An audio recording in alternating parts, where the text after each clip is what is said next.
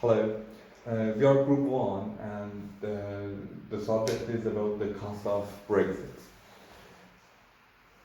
My name is Hamid Bahmani and the first question is what have been the benefits of the Europe to the British economy?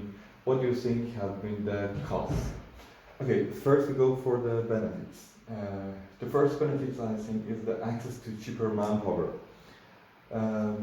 United Kingdom just benefits from the cheaper manpower mainly from the Eastern European countries, so that they use this free labor market, so that they have the permit to work in United Kingdom, and so with this benefit, the employees just could use this cheaper manpower from Eastern Europe or maybe, and this includes both general workers and professional workers in different sessions. The second benefit is access to Europe markets to sell the United Kingdom made products. The exports of United Kingdom to Europe during these years were more than 300 billion pounds, and this amount, this huge amount of export just has increased year by year after the United Kingdom has joined the European Union and Europe market.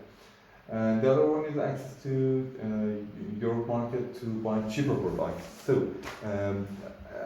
on the other side, United Kingdom has used these benefits of joining the United Union by importing from the services and materials and products from other European countries. So as they had no tariff in the European Union, they could easily just import the services and materials which they needed from other European countries. And so when we come back to the second benefit, which was exporting to European countries, all this increasing export has helped the United Kingdom have greater gross domestic production. So this increase for sure has helped the people in the United Kingdom to have better life and better quality life. But besides these benefits, if we go to the other side and consider the cost of joining the European Union for United Kingdom, the first one was less just for UK's employees. So for sure, if the employers benefits from cheaper manpower, on the other side, the United Kingdom people they suffered from this cheap manpower. So on this competition, they had to work with the lower prices for United Kingdom employers. And also the other cost was the high, something like 19 billion pound membership fee in European Union. So this is one major cost for the United Kingdom. Also, the next cost was migration problems. This free labor movement from other European countries to United Kingdom made a lot of migration problem because most of these migrants moved to big major cities in United Kingdom, and this made a dramatically rise in house and apartment prices in United Kingdom. Also, moving all these people to major cities made these cities so populated, and so this caused traffic and everything. The United Kingdom is about to the population be increased to something like 70 million people in next decade, and most of it is because of the migration. 50% of this migration is from other European countries, and the other 50% is from other countries in the whole world. So this 50% is a big number in comparison to the whole world, and it shows that yes, joining this European Union has led all this migration be moved from other countries. And the next one is bureaucracy. More bureaucracy is led by, as United Kingdom has joined the European Union, they had to follow all the bureaucracies by the European Union, and all these bureaucracies has led to something like £7 billion each year to United Kingdom's economy. That's it for me. Thank you. My name is Bukola Akimbola from Group 1. My question is, why did the majority of people in Britain apparently feel that it was in the best interest of the nation to exit the EU? The majority of people, out of the votes, there was 51.89% of people that voted to exit Brexit because they believe it is in their own best interest, and why we have like 48.11% of people who voted that UK should still be in European Union. But the reasons why those people felt they should leave European Union was because, one, immigration control. The United Kingdom wants to have like total control of their own borders, both the land and the water. They want to be in control. They don't want like a free movement for all other European Union. They want the rush from the European Union to stop, so they could be in total control. Like now, if the other European countries want to come into the UK, they can only come for like a short stay. It can't be like a permanent stay. They can only come in through the normal immigration if they want to stay in the UK permanently, like any other countries we do. Secondly, ability to make its own trade deal.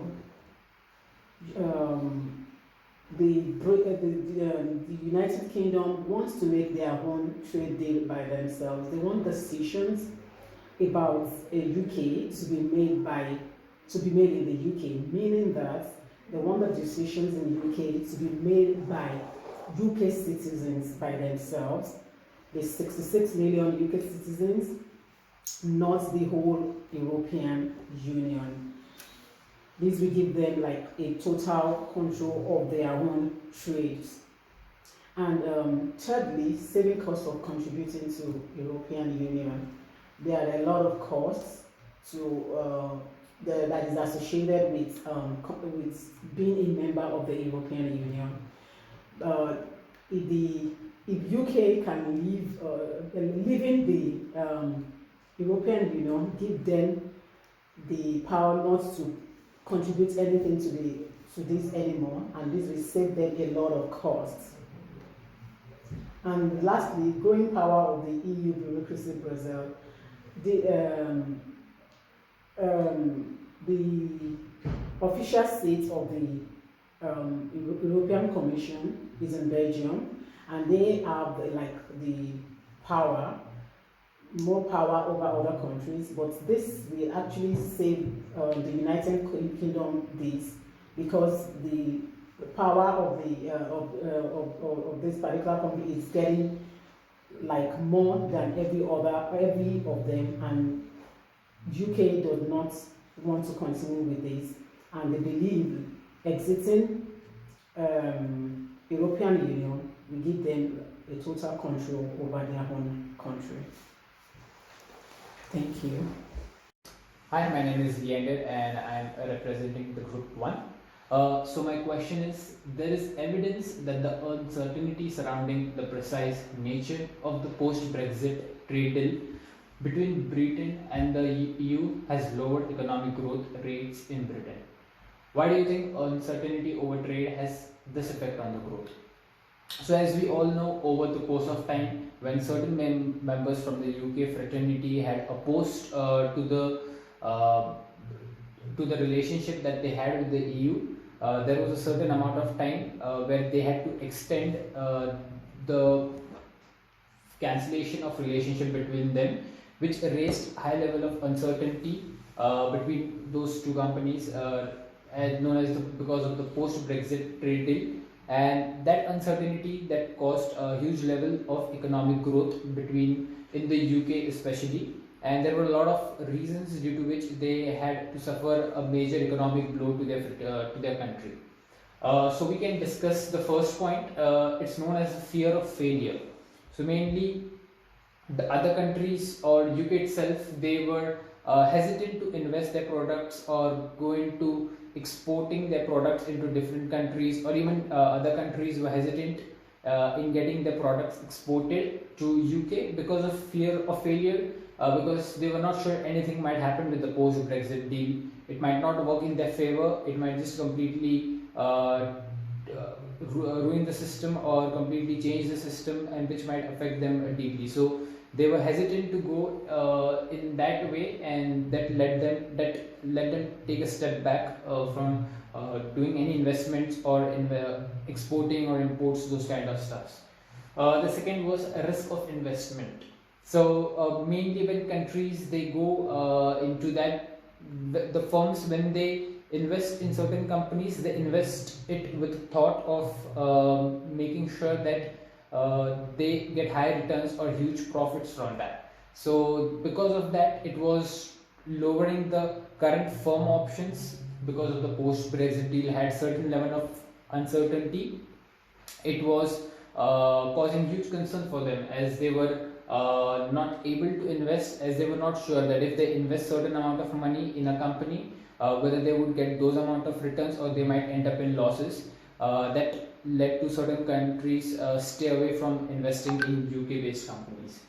The third one is tariff risk. So the tariff risk is something that not only happened with EU but certain countries outside EU as well, like for example South Korea or many of the countries. They were hesitant in exporting their products because they were not sure that any day the tariff might grow and it might cause huge concerns.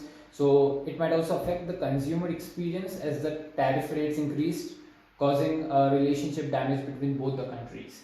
So that was clearly one of the things, as that is the tariff risk was something that led many countries from the EU, like for example Spain, Germany, Greece, or even outside them as South Korea or Turkey, that led them to move away from UK or do less export or less import from that country.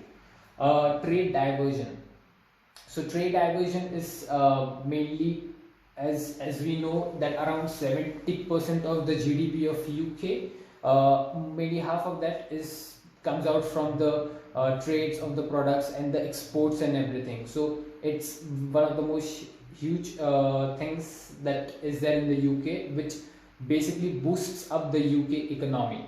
But because of this uncertainty, certain trade deals were taken aback. Like for example, the Spain being a major part of EU, the European Union, they kind of backed out, and that caused a huge loss to the economic system of the UK, because not only they backed out, but when they had a trade deal or when they had an export with Spain, it was particularly of a very low cost. So, but as the relationship between both of those unions spoiled, it not only caused the Spain to back out, but the lower cost system was also removed, which harmed the UK economy a bit.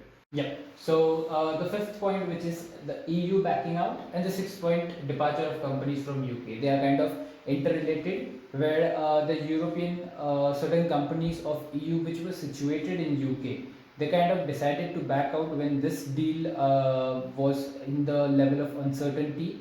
So they kind of ganged up against the UK. And that's why it led it to the economic downfall of the UK, because certain companies decided to back out, and that led to a huge amount of loss.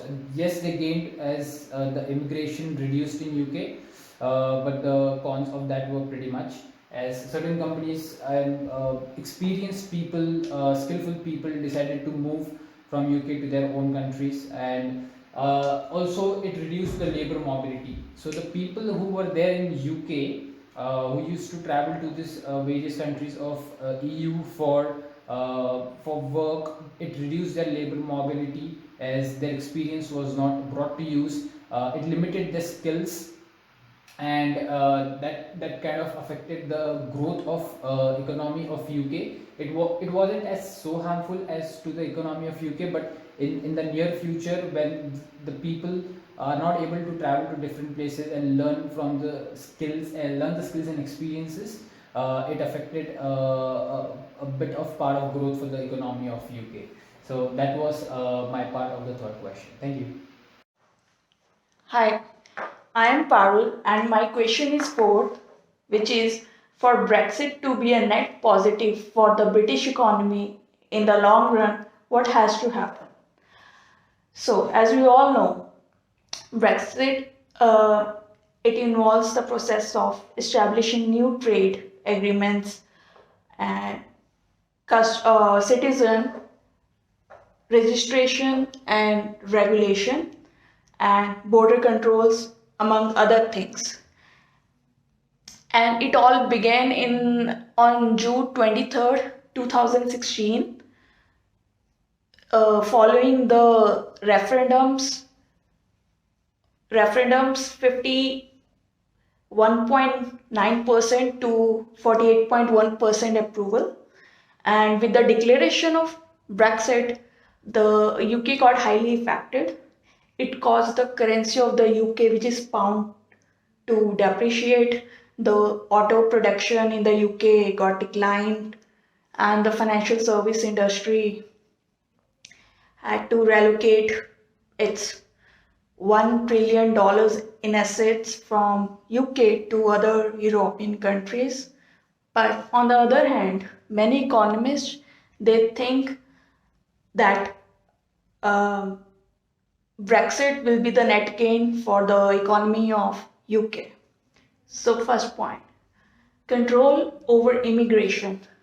So under the EU law, we all know like the citizen of another EU country can easily travel and live in the UK, which results in the rise in immigration, but as well as at the same time, it creates challenges in meeting the housing and the service demands. So with the Brexit, the UK will have full control over its borders. Second point, taken by back control of UK waters. So UK came with the agreement with the EU and their new Fisheries Act, under which they can start a new route as an independent coastal nation, create their own trading partners.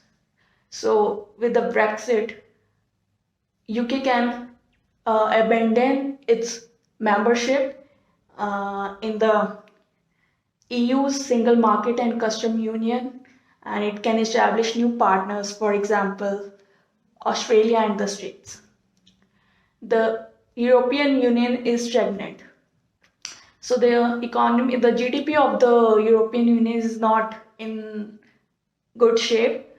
The GDP of European Union, it was below over its pre-crisis peak in the fourth quarter in the 7 years by the year of 2007. At the same time, to put that in perspective, the GDP of the US, it was 10% over of its peak in the same quarter by the year 2017. The EU is debt ridden. So with the Brexit, the UK, it has not had to contribute to the liabilities which arising from the EU's EU's COVID response. which results in $750 billion. And I think that's it. Thank you.